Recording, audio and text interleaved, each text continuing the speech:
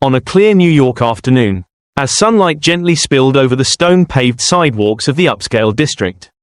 Liberty Grove Cafe buzzed with the laughter of businessmen and elegant ladies. Waiters in crisply pressed uniforms weaved gracefully through the tables, carrying plates of delicate salads, warm garlic bread, and sparkling mineral water. The air was rich with the scent of roasted coffee, mingled with a soft breeze drifting in from the nearby park. Everything here was perfectly curated, for those who could afford to sit down. At the center table sat Charles Whitman, a man nearing 74. Dressed in a perfectly tailored deep blue suit, lightly flipping through the menu. He was the image of classic success, a man who started with nothing and now commanded a real estate empire spanning across the United States. Across from him sat Vanessa, his wife nearly 40 years his junior, posing as if for a magazine cover. Her sleek black hair cascaded loosely, and her deep red lips pressed together with controlled poise. She pretended to be engaged in conversation, though her eyes kept drifting discreetly to the glowing screen of her phone. Just a few steps away, behind the low iron railing of the terrace, stood a boy watching silently. His worn hoodie covered a mess of tangled hair, and his shoes were nearly threadbare. He didn't belong in this scene. Noah, about 13, survived on the scraps of kindness left behind in a bustling city. His eyes, quiet, hungry, scanned the tables, not in search of leftovers, but as if trying to make sense of a world that had never made space for him. And then, from the very shadow where the boy stood, something seemingly impossible began to unfold.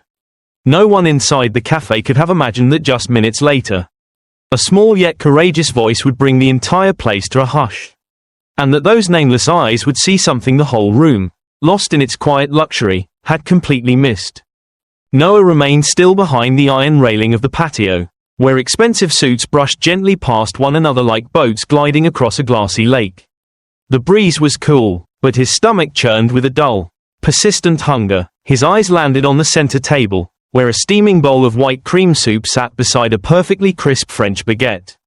It wasn't just the hunger, it was the beauty of the scene itself. So perfect it felt almost unreal. And then, a tiny detail made his heart skip a beat. Charles had just set down his phone and smiled politely when Vanessa, his wife, leaned slightly forward, her left hand gliding softly into the designer handbag beside her chair. At first, the gesture seemed completely harmless. But Noah, guided by the kind of street-born instinct that only a child forced to survive alone could develop, sensed something off. He squinted to see more clearly. Vanessa's slender fingers pulled out a small glass vial, about the size of an eyedropper, glinting with a clear liquid in the sunlight. No one else noticed. People were still deep in conversation, sipping wine, laughing lightly, but Noah saw it clearly. She twisted the cap, tilted her hand with practiced ease, and in one subtle motion, emptied the contents into her husband's soup. No one else saw, not a sound, not a single reaction. Vanessa slipped the vial back into her bag, picked up the silver spoon, and gently stirred the soup as if nothing had happened. Her expression didn't change, still poised, still elegant, her eyes sparkling just enough, her smile just wide enough to seem warm without appearing fake. But in the moment she leaned in and whispered, just loudly enough for only Noah to hear. His whole body turned to ice. Everything's in place. Don't ruin this. A cold chill ran down Noah's spine. He couldn't be sure what he had just witnessed. Maybe it was all a misunderstanding. But what he saw, what he heard, what he felt, it couldn't have been wrong. Vanessa's eyes when she said those words were not the eyes of a worried wife. They were the eyes of someone in control. Someone orchestrating, someone hiding something. And that bowl of soup, it was no longer just food. Noah gripped the railing, his small hands trembling. In a world that always looked past him, he was now the only one who had seen what no one else had.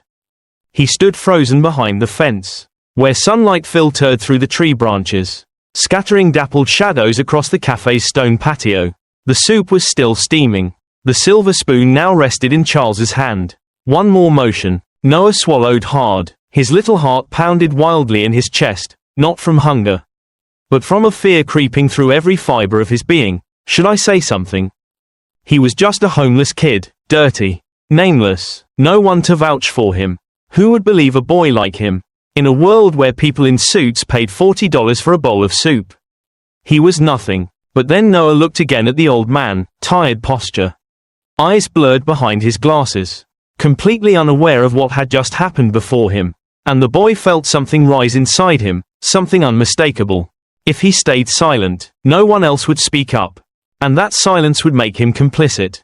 Noah tightened his grip on the railing as a wave of something powerful surged within him, not anger, but responsibility. He wasn't doing this to be praised, or because he hoped it would change his life. He only knew one thing for certain. If something wrong happens right in front of you, and you turn away, how are you not a part of it?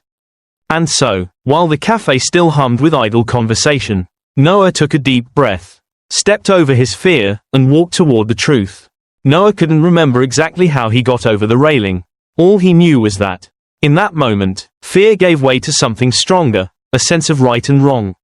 His legs seemed to move on their own, guiding him across the stone-paved path, past the stunned stares of patrons sipping espresso and half-finished conversations. Charles had lifted the spoon. Vanessa leaned in slightly, her gaze fixed on her husband, her expression tender, almost suspiciously so. And then, at that exact moment, Noah's voice rang out, like a lightning strike that shattered the cafe's carefully constructed illusion of perfection. "Don't eat that." The spoon froze, suspended in midair. The entire room fell silent, as if every sound had been vacuumed out of the glass-paneled space. Forks clattered onto porcelain plates with sharp, dry thuds. Dozens of eyes turned all at once to the boy standing in the middle of the aisle, his face pale, but his eyes unwavering. Vanessa spun around, lips tight with deep red lipstick, spitting out the words, "What did you just say?" She stood up, her chair screeched against the stone floor, harsh and jarring. Her cold eyes swept over Noah like a blade, but he didn't back down. His voice still trembled, but it grew louder, steadier. "I saw her. She put something in your soup. Please, don't eat it." That truth didn't just drain the color from Vanessa's face, it seemed to strip the whole restaurant bare. Whispers surged like waves across the room. But Noah didn't care. He wasn't there to cause a scene. He just wanted to stop an innocent man from a terrible fate. Charles looked at the boy standing before him, small, frail, a complete stranger, but something in Noah's eyes kept him from looking away. This was no longer a lunch. It was a confrontation, between a homeless child armed with nothing but the truth, and a woman cloaked in grace and deception. In that moment, the cafe became a courtroom. The tables and wine glasses now just props in a battle between justice and lies. The air in Liberty Grove Cafe had turned so heavy it could almost be sliced. Charles remained seated, the soup spoon resting quietly on the saucer, but his hand, normally steady and composed, was trembling. His gaze locked on Noah, no longer holding the detached look of an adult observing a ragged child, but something deeper, a fragile thread of belief, trying to take shape amid the chaos. Noah didn't flinch. He didn't avoid Charles's gaze. That unshaken determination in the boy's young eyes was the first crack in the wall of trust Charles had built around Vanessa. Slowly, he turned to look at his wife across the table. Vanessa still wore the mask of calm, but her lips were pulled tight, like a cord about to snap. "Vanessa," Charles said, his voice lower, slower than usual, "is the boy telling the truth?" The question, simple, direct, landed like a blade. Vanessa hesitated for just a moment before scoffing, her tone tinged with irritation. "Charles, please, he's just a street kid. He probably hasn't eaten in days and wants some attention." But Charles didn't nod as he always had. He didn't swallow her explanation like gospel this time. It wasn't that Noah had evidence, it was Vanessa's calmness that now seemed suspicious. He thought back to the past few weeks, how she'd been distant, snapping over small things, whispering on phone calls when she thought he was asleep. He had dismissed it all, until now. A cold ripple crept down Charles's spine. He said nothing more, his eyes were fixed on the bowl of soup.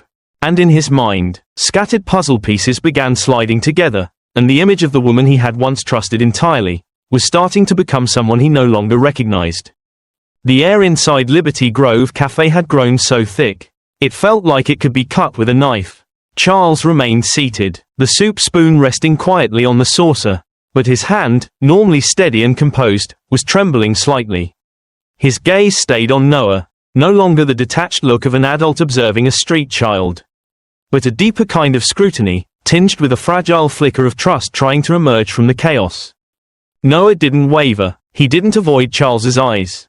The steadiness in those young eyes was like the first crack in the solid wall of trust Charles had once placed in Vanessa. Slowly, he turned to face his wife across the table. Vanessa still wore a composed expression, but her lips were taut, like a string about to snap. "Vanessa," Charles said, his voice deeper, slower than usual, "is the boy telling the truth?" The question, simple, but cutting, made Vanessa pause for a moment. Then she scoffed, her voice tinged with frustration. "Charles, please, he's just a street kid. He probably hasn't eaten in days and just wants attention." But Charles didn't nod like he always had. He no longer swallowed her words as unquestioned truth. Not because Noah had proof, but because Vanessa's excessive calm was now more suspicious than reassuring. He thought back over the past few weeks, how she'd avoided him, snapped over small things, and whispered into the phone when she thought he was asleep. He had dismissed it all, until now. A chill ran down Charles's spine. He said nothing further, just stared at the bowl of soup. In his mind, scattered puzzle pieces slowly began to fall into place, and the image of the woman he had once trusted completely started to feel unfamiliar. Vanessa gripped the handle of her purse tightly, as if trying to hold onto the last shreds of control. The looks from around the cafe were no longer admiring like when she first entered, they were sharp with suspicion. Charles sat still, his eyes fixed on her, the woman who had once been the center of his world. Now revealed like a chessboard overturned. Noah stood beside the table, silent but resolute. He had said what needed to be said. Now it was time for the adults to act. Charles took a deep breath. Then, with a slow and deliberate gesture, he turned to the stunned waiter nearby. "Call security, and get someone, anyone from the staff, to bring gloves and a container. We're testing this." Vanessa's face went pale. "This is absurd," she snapped, her voice rising. "You're going to test your food because of some street kid's fantasy?" Charles didn't respond. He simply looked at her, not with the gaze of a husband, but with the eyes of a man peeling away the last mask.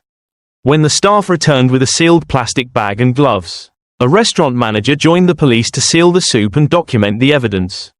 One of the two officers asked, "Ma'am, is there anything you'd like to say before we proceed with forensic testing?"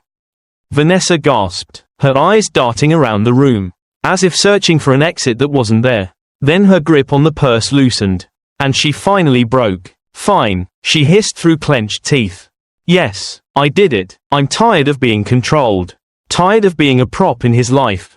He wasn't even supposed to live through this year. And She stopped, realizing she had said too much. The silence shattered, gasps echoed, phones were drawn, and then the officer stepped forward. Voice firm. "Ma'am, I'm placing you under arrest for attempted murder." Charles watched quietly. There was no rage in his eyes, just the quiet crumbling of trust. As the sound of the police siren faded down the street, Liberty Grove Cafe had not yet returned to its usual rhythm. Patrons murmured to each other, eyes still drawn to the center table, where something extraordinary had just unfolded. Charles sat in silence, his face no longer tense, but touched by a quiet sorrow, mixed with a subtle relief. Like a man just waking from a long dream of deception. He turned to Noah, who still stood there, his small shoulders trembling slightly with nerves. But his eyes, clear, brave, held firm. Charles nodded slowly, his voice low but full of gratitude. "You saved my life today." Noah looked down and whispered, "I just couldn't walk away." And in that moment, Charles no longer saw a homeless boy. He saw a person, courageous, honest, and deserving of a chance. "Wait here," he said, pulling out his phone. Not long after, Charles returned with a gentle smile and a promise that would change a life. Help is on the way. The late afternoon sun filtered through the tree canopy, casting soft shadows on the cafe terrace where Charles and Noah now sat across from each other.